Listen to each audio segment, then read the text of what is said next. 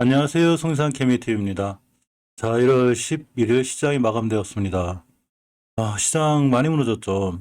코스피는 좀 살아났다 하더라도 코닥 시장은 1% 이상 밀리는 좀 심하게 좀 밀렸는데, 대부분의 종목들이 많이 떨어졌어요. 코스피 시장이 뭐 0.02% 올랐다 하더라도 양시장 2,500개 정도 합쳐가지고 500개 되는 종목들만 상승하고 2,000개 넘는 종목들은 거의 다 하락하였습니다.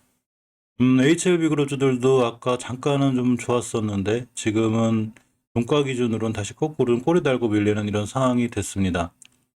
HLB 생명과학의 HLB 그룹주 흐름이 제일 좋죠. 자, 오늘 이렇게 살펴보면 외국계 순매수 이렇게 사이에 HLB 생명과학이 있습니다. 꽤 많이 이제 금액을 매수해서 자 올라와 있고 63억 원 정도죠. 반대로 HLB 같은 경우 외국인의 이 매도세가 있고 아마 공매도가 47억 정도의 이 매도세가 있는데 공매도가 이 부분을 차지했나 이런 생각을 좀 해봅니다. HLB 생명과학의 추세가 좀 더 좋은 게 확연히 이 차트에서 드러나죠. 그렇기 때문에 차트를 전혀 무시하면 안 되고 추세나 흐름도 잘 보고 있어야 합니다. 투자자금의 동향을 한 번 더 살펴보면 HLB 같은 경우 외국인들이 18만 주 가까이 매도를 했고 개인이 이틀간 매수했고 외국인이 잠깐 들어왔습니다. 기관은 잠깐 들어와도 또 며칠 내 바로 빠져나가는 매수 매도를 반복하고 있고 HLB 생명과학이 꽤 많은 매수 수량이 있죠. 꽤 많이 매수했고 개인이 홀로 매도를 하였습니다. 기관 금융투자 조금 들어와 있고 HLB의 이 추세를 보면 일단은 매일 확인해야 되죠. 중요한 자리이기 때문에 자 월봉에서 깨지 않아야 될 자리 아직 안 깨고 있고 주봉에서는 추세 턴을 해놓은 상태에서 일단은 5주선이 자리를 잡고 있기 때문에 어느 정도는 추세 턴이 이루어져 있는 상황이죠.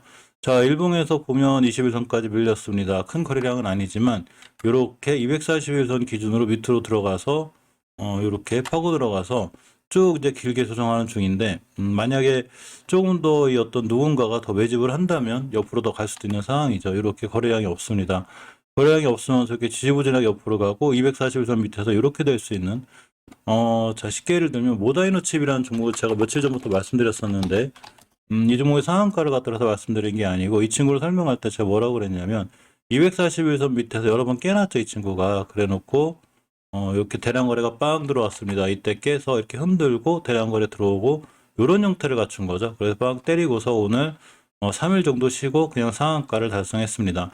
요때 우리가 이제 시황 정리를 했죠. 제가 그래서 시황 정리하는 거를 매일 봐야 되고 시황 정리 해놓고서 바로 사라는 게 아니라 이렇게 음봉을 몇 번 주고 좋은 자리에서 뛰쳐나갈 때 좋은 매수 타이밍이 되기도 합니다.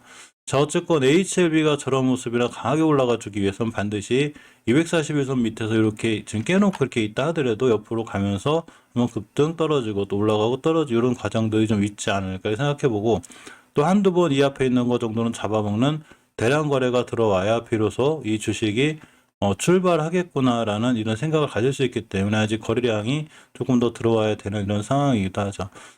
다행인 거는 지금 어느 정도 바닥권, 즉 월봉에서도 바닥권에 있기 때문에 내가 이 주식을 믿고 끝까지 들어 가겠다 하시는 분들은 이런 바닥권에서 조금씩 추가로 매달 분할 매수하는 게 제일 나아 보입니다. 자, 이에 반해 HLB 생명과학의 추세는 상당히 좋죠. 자, 월봉에서 보면 저번에 말씀드린 대로 장기적인 추세인 20개월 선을 전혀 훼손하지 않고 역시 잘 올라가고 있는데 역시나 관건은 5개월 선에 관한 변곡점이죠. 이 자리가 되죠. 이렇게.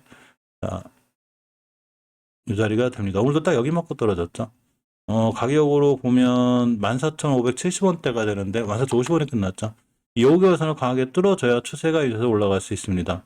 자, 주봉에서 보시면 3주 전에 추세 턴을 완벽히 해놨고 저번 주에도 지켜줬고 이번 주에도 저점이 5선이기 때문에 한번 뛰면 20주선까지는 일단 뛸 것 같아요. 가격이 15,600-700원대가 되고 요 가격대까지 떴다가 꼬리 말고 떨어지고 5선 만나고 만약에 20주선까지 이번 주에 돌파해주면 이 20주선 위에서는 새로운 출발 가격이 됩니다. 일봉에서도 이렇게 5일선에 잘 올라타고 있기 때문에 좀 추세를 잘 유지하고 있다고 볼 수 있죠. 자, 나노젠과 직접적으로 관련있는 넥스트 사이언스인데요. 자, 월봉에서 보면 역시 이 가격대 24,750원대를 아직 회복하지 못하고 있죠. 돌파 안착 이래야 2차 상승이 이루어지고 전고점에 대한 부담감이 있으니까 이거 꼭 명심해야 될 것 같습니다.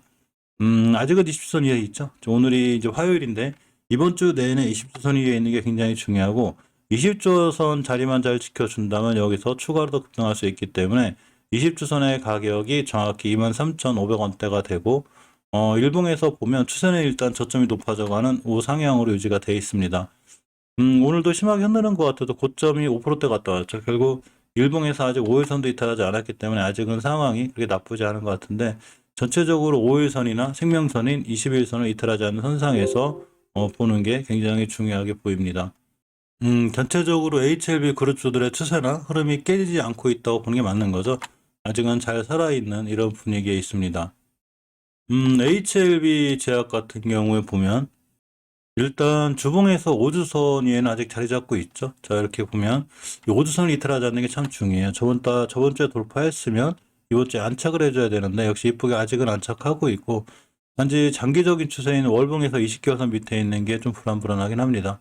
일단 주봉에서 먼저 돌려놨기 때문에 뛰면 20주선, 60주선까지 이제 올라갈 수 있고 일봉에서 보면 이제 옆으로 가고 있죠. 역시나 HLB하고 똑같이 241선을 깨놓고 웬만큼 이제 바닥권으로 지금 와 있기 때문에 이런 자리들을 이탈하지 않는 선상에서 보는 게 중요해 보입니다. 넥스사이언스나 HLB 투자자의 동향을 보면 역시 오늘 외국인들이 원체 많이 이 코닥 시장에서 매도를 했기 때문에 역시 당연히 넥스사이언스도 매도가 있었고 개인이 홀로 매수를 한 상황이 됐고 HLB 제약 같은 경우에도 역시 외국인이 매수, 개인들이 많이 홀로 매수를 하는 이런 상황이 됐습니다. 여기 매도세가 좀 제법 있는 편이죠. 공지가 하나 떴는데 이름을 이 영문으로 바꾸는 것 같아요. 자, 한글로 HLB 제약이었었는데 영문으로 이제 한다는 얘기죠.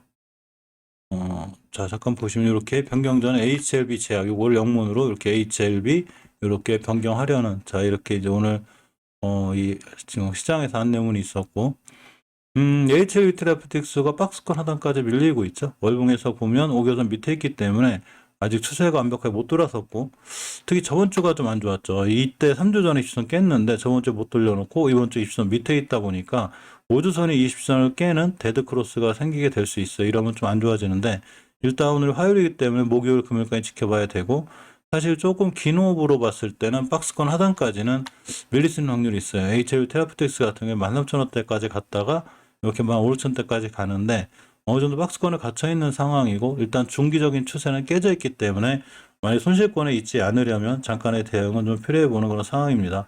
하지만 이전 저점이 13,000원대로 이탈하지 않으면 역시나 박스권에서 왔다 갔다 할 수 있는 이 공간이죠. 이런 상황까지 흘러갈 수 있습니다.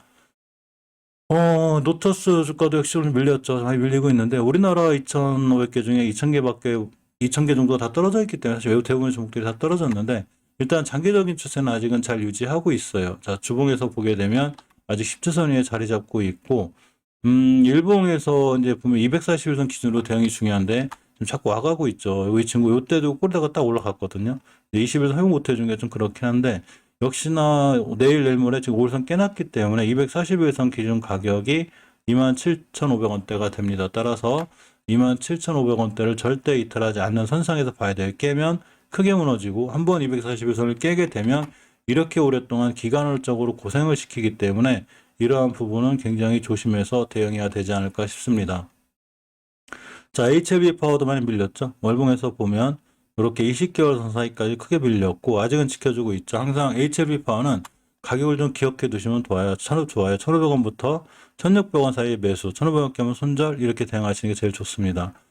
주봉에서 5선 위주로 왔다 갔다 하고 있고 일봉에서는 어느 정도 이 친구도 1,500원대부터 이렇게 1,700원대까지 박스권을 형성하고 있기 때문에 오히려 1,500원대가 와서 깨지지 않은 매수, 그럼 1,700원대 매도 이렇게 당분간 박스권에 이렇게 좀 갇혀 있을 수 있는 확률이 좀 있습니다. 자, 노터스의 투자자의 동향을 잠깐 살펴보면 역시나 외국인들이 매도했죠. 오늘 외국인들 매도세가 원체 세고 HLB 파워도 이틀간 외국인들의 매도세가 있습니다. 전체적으로 오늘 시장이 좀 많이 안 좋고 항상 일별 특징주 같은 걸 제가 영상을 찍고 나서 시황 정리한 다음에 넣어놓는데 이런 시황 정리한 다음에 넣어놓는 가장 큰 이유가 바로 요게 이제 모다이로칩이 아까 말씀드린 대로 1월 5일 날 이렇게 시황 정리를 하는 거고 딱 3, 4일 거래 만에 그냥 상한가를 간 거죠.